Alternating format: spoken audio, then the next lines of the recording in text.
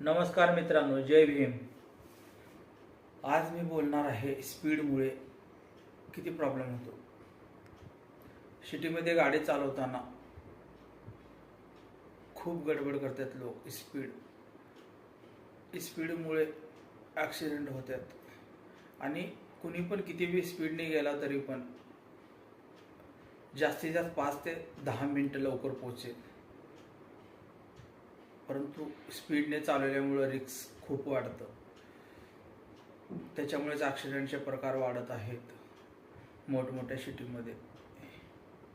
Speed हा खूप सोपा शब्द आहे, पण स्पीडमुळे जर ॲक्सिडेंट झालं तर खूप मोठं नुकसान होतं.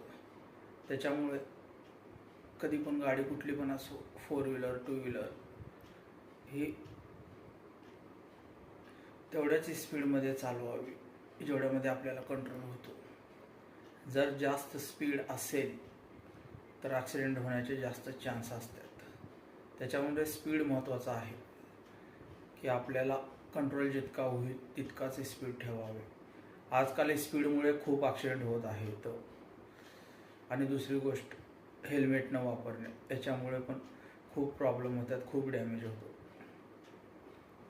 असा हा छोटासा व्हिडिओ बनवलेला आहे.